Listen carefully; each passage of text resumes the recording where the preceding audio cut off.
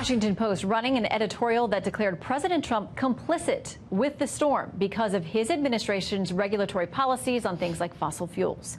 The Post says this, quote, the president has cemented the GOP's legacy as one of reaction and reality denial. Sadly, few in his party appear to care. Well, let's see if Senator Lindsey Graham does. He's a Republican from South Carolina.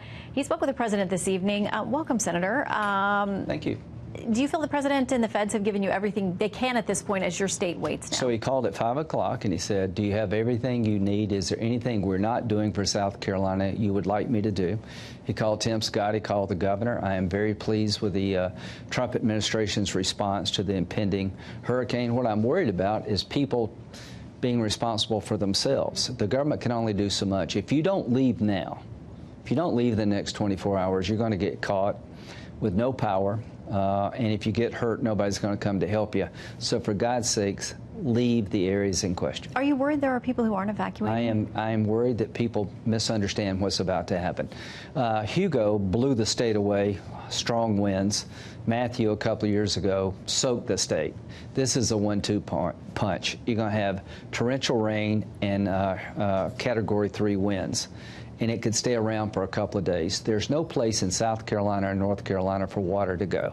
We're waterlogged, so I worry about flooding, I worry about wind damage, and if you don't leave now, you could be trapped for weeks before anybody can get to you. So the administration has made a real show of saying we're ready. FEMA's ready. We're ready with our state partners. We're ready with our local partners. But already I'm starting to hear, and I read a piece today that talked about how the response to what happens in the Carolinas and Georgia, wherever else this impacts, is going to be so much better than what happened last year with Maria and Puerto Rico, hinting that this president cares more about Americans who are on the continental 48 states than they do about the folks in Puerto Rico. This is what Rush Limbaugh had to say about that today.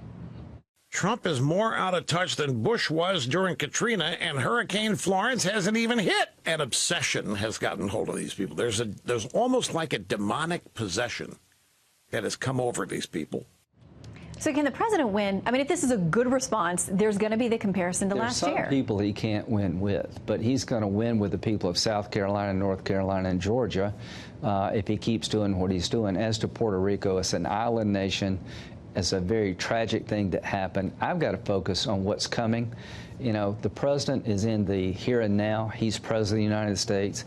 He called myself, the governor, Tim Scott. I can't think of anything that he has not offered that I wished he would offer. That's all I can say. To the people of South Carolina, the president is on this, and I'm going to the National Emergency Center here in D.C. tomorrow to get an update. I'll be home later in the day, and we're as prepared as I know how to be. But I want to stress this. You can do something about your own fate here. If you live in the areas in question along the coast, please leave. All right, you're also part of the Senate Judiciary Committee. Last week had the questioning and the hearings for Judge Kavanaugh. Within the next weeks or so, the committee is going to finally get around to voting. But today he turned in answers to more than 1,000 follow-up questions that primarily Democrats had. But tonight we're also hearing that Senator Collins, obviously a key GOP vote in this, says she's got more questions for him. She wants to meet with him again. What do you think his odds are at this point? Well, I think it's good. I don't think he could have done a better job. The criticism against him is mostly manufactured. If you don't want to vote for a conservative Republican nominee, just be honest about it. They're accusing him of things he did not do. He never talked to a lawyer in a 300-person law firm about the Mueller case inappropriately. He had no idea that Manny Miranda stole documents. He wasn't in on that. But Miranda says he didn't. Huh? Miranda says he didn't. He said he accessed documents that were there for the taking, and it might not have been the best idea. So but Manny to use says the word he didn't stolen. steal anything. But here's the question: Nobody has said that Kavanaugh knew anything about it. Yeah. Okay, I want to read something from the New York Times talking about the threats that have been coming against Senator Collins and her staff. They said this: the frustrations boiled over at points. Annie Clark, a spokeswoman for Ms. Collins, provided the New York Times with copies of a letter and multiple voicemail messages addressed to the senator using vulgar language. We can't even repeat it here on the air. And outright threats. One caller told a 25-year-old female staff member at one of Ms. Collins' main offices that he hoped she would be raped and impregnated. Where are we? How did we get to this point with this nomination? Well, you're getting people crawling out from under rocks, and don't listen to them. Susan Collins is a really good, thoughtful senator. She voted for Sotomayor and Kagan because they were qualified. I hope she will do the same for Kavanaugh. He's the best mind of his generation on the conservative side. The American Bar Association rated him well qualified, the highest rating, the highest for integrity and competency and character. They don't have an axe to grind.